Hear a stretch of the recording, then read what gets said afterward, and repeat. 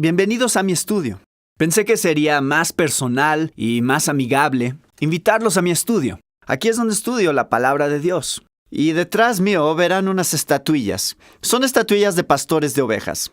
Y donde quiera que recorro el mundo me gusta comprar una estatuilla, ya sea en Alemania, Francia, Asia o Sudamérica. Me recuerdan la gran verdad de que el Señor es nuestro pastor. Pero luego convierte a algunos de nosotros en sus pastores auxiliares. ¡Qué gran privilegio es ser un pastor auxiliar del Señor Jesucristo para cuidar a su pueblo comprado con su sangre preciosa! Es un honor indescriptible. Así que el tema para nuestras charlas será la restauración del liderazgo bíblico a la iglesia. Y comenzaremos con la defensa y la definición del liderazgo bíblico de la iglesia. Comencemos con la palabra de Dios. Quisiera que tomen su Biblia y abran en Tito capítulo 1. La carta de Pablo a Tito, que estaba en la isla de Creta. Pablo había estado ahí antes y no había terminado su trabajo, así que Tito debe terminar lo que Pablo había comenzado. Versículo 5. Por esta causa te dejé en Creta, para que corrigieses lo deficiente y establecieses ancianos en cada ciudad, así como yo te mandé. El que fuere irreprensible, marido de una sola mujer. Pablo estaba muy interesado en este tema del liderazgo de la iglesia. Escribe sobre esto, nos cuenta el gran suceso cuando se reunió con los ancianos de Éfeso y les dio un sermón de despedida.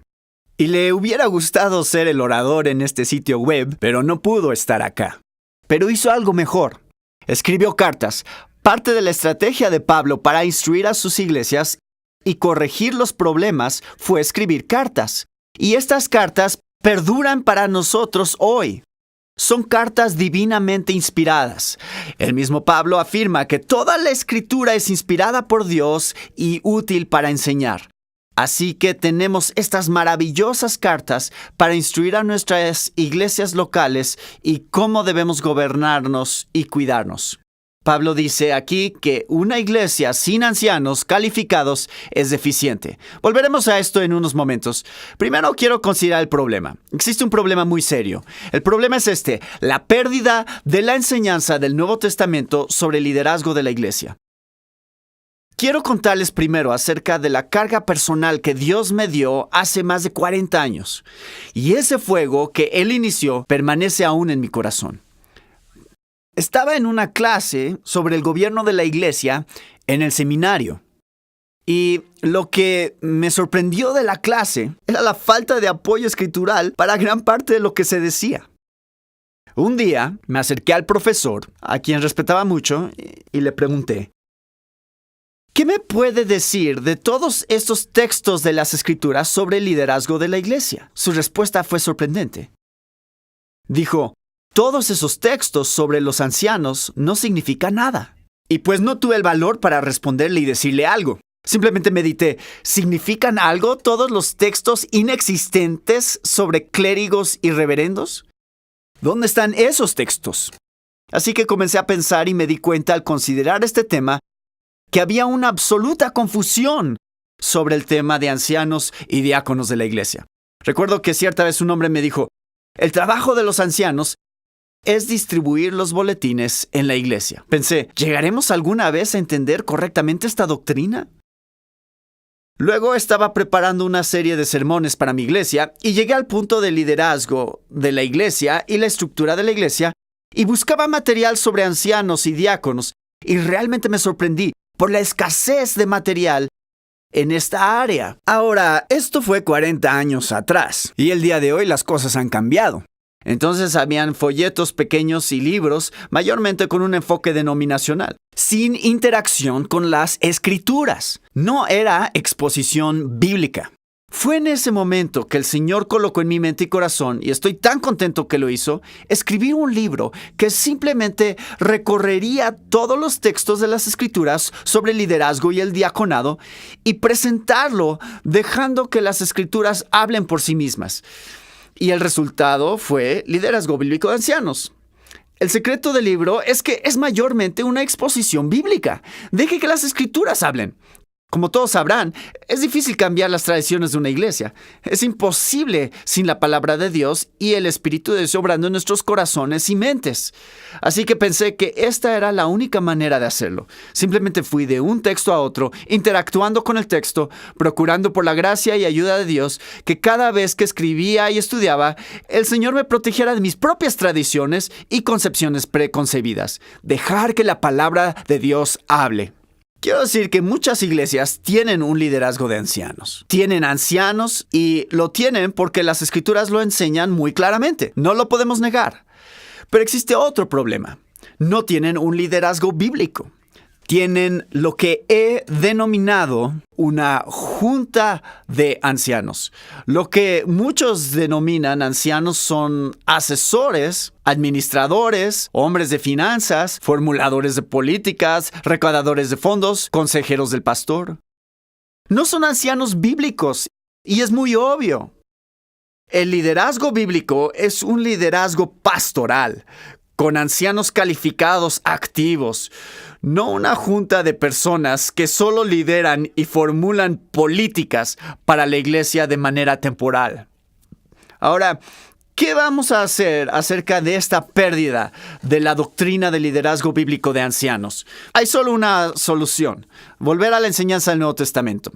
En eso estuve ocupado por más de 40 años, volviendo a lo que dice la Biblia, lo que Dios dice realmente, lo que el Espíritu de Dios dice sobre el tema.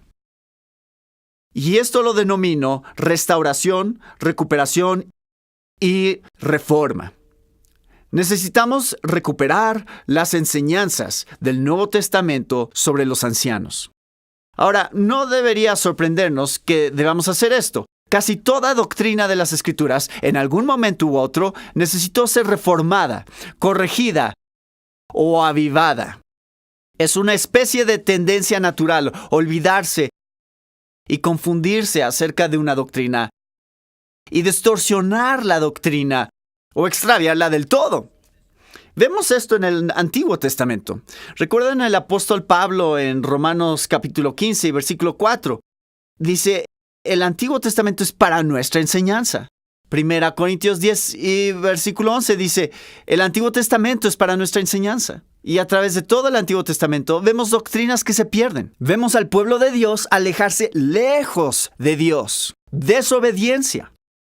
Lo vemos al principio del Antiguo Testamento, especialmente en Reyes. Podemos apreciar el gran avivamiento de Josías. ¡Qué gran avivamiento! Pero considere esto: el pueblo de Dios había perdido la palabra de Dios, habían perdido la ley de Moisés. Y un día fue hallada en el templo.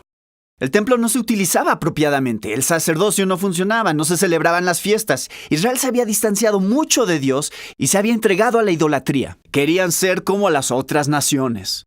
Ahora este ciclo lo encontramos en todo el Antiguo Testamento y lo vemos en la iglesia de Jesucristo. Incluso lo vemos en el Nuevo Testamento. Observen las 7 iglesias en Apocalipsis. La recuperación de la doctrina, la renovación de vida son procesos continuos. Y no deberíamos sorprendernos de que necesitemos esto. Pensemos en la gran reforma del siglo XVI. Cómo hubo que revivir el Evangelio. Cómo hubo que devolverles a las Escrituras su lugar de autoridad. No la autoridad de la iglesia. La reforma es un proceso normal en la historia del pueblo de Dios. Así que hago un llamado para una reforma. La recuperación de la doctrina bíblica que se ha perdido o distorsionado o desfigurado tanto que no se le reconoce. Una total confusión sobre esta doctrina. Quisiera compartir algunas citas poderosas de reformadores acerca de la labor continua en restaurar y en clarificar las doctrinas bíblicas. Mi primera cita es del Dr. S. Lewis Johnson, quien fue profesor en el Seminario de Dallas y en Trinity Evangelical Divinity School. S. Lewis Johnson dice esto: en cada generación necesitamos una purificación iluminada de nuestras tradiciones. ¡Qué bueno! Lo voy a leer de nuevo. Espero que presten atención. En cada generación necesitamos una purificación iluminada de nuestras tradiciones. Mis amigos, si aún no lo saben, las tradiciones dominan. Aquello con lo que estamos cómodos, lo que conocemos, no somos personas de la palabra como creemos. Así que cada vez que abrimos la palabra de Dios, debemos pedirle a Dios claridad, la visión correcta y poder ver la luz y entender lo que Dios dice. Los maestros y reformadores del siglo XVII, después de la gran reforma del siglo XVI, utilizaban la frase en latín que describe lo que estamos diciendo. Era semper reformanda, que significa siempre reformándose. Siempre reformándose. Este es un proceso normal de la reforma y la recuperación y corrección de nuestras doctrinas, todas las doctrinas. Los padres peregrinos, cuando partían al Nuevo Mundo en 1690, fueron exhortados por un gran hombre de Dios, John Robinson. Y él dijo estas palabras poderosas a los padres peregrinos al partir al Nuevo Mundo. Estoy totalmente convencido que el Señor tiene otras verdades para impartirnos a través de su santa palabra. Personalmente, no puedo deplorar suficientemente la condición de aquellas iglesias reformadas que han adquirido un cierto grado de religión, pero que no quieren ir más allá de su reforma. Los luteranos solo pueden ver lo que Lutero vio. Preferirían morir antes que aceptar cierto aspecto de la verdad revelada a Calvino. En cuanto a los calvinistas, se aferran a la herencia que les dejó ese gran hombre de Dios, quien, no obstante, no sabía todo. Es una pobreza deplorable, pues aun cuando estos hombres en su época eran lámparas que ardían e iluminaban en la oscuridad, no habían alcanzado todavía todo el consejo de Dios. Si viviesen en nuestros días, estarían dispuestos a adoptar una luz mucho más intensa que la que los iluminó al principio. Merle d'Aubigné, un historiador francés muy famoso, y particularmente un historiador de la Reforma, escribió estas palabras. Me impactaron enormemente y espero que también le impacten como lo hicieron conmigo. D'Aubigné dijo esto: a medida que avanzamos a través de los siglos, la luz y la vida comienzan a menguar en la iglesia. ¿Por qué? Porque la antorcha de las Escrituras empieza a oscurecerse. Y porque la engañosa luz de las autoridades humanas comienza a reemplazarla. Espero que todos ustedes mediten en esta cita maravillosa de d'Aubigné. La luz y la vida comienzan a decrecer. Siempre estamos en el proceso de la reforma y restauración de la verdad, clarificándola e implementándola de manera correcta. Otto Richter escribe estas palabras. Dice: la vida de la iglesia depende de una cosa: su retorno a los principios bíblicos. Y es precisamente en eso que estamos involucrados, un retorno a las Escrituras. Es lo que dice Dios, no lo que decimos nosotros. Alfred Kuhn, en su gran libro Edificaré mi iglesia, escribió estas palabras: las iglesias establecidas por los apóstoles siguen siendo los modelos válidos para las iglesias de todas las épocas y lugares. Nuestra autoridad es la misma palabra de Dios y por eso contamos con un estándar para verificar nuestras tradiciones, verificar nuestras prácticas y constantemente evaluarnos a la luz de estas cosas. Toda la Escritura es inspirada por Dios y útil para enseñar, para redarguir, para corregir en justicia, a fin de que el hombre o la mujer de Dios sean perfectos, enteramente preparados para toda buena obra. Que seamos competentes para corregir nuestros fracasos y caídas e implementar la mismísima verdad de la palabra de Dios en nuestras iglesias locales, que es lo mejor para nuestras iglesias.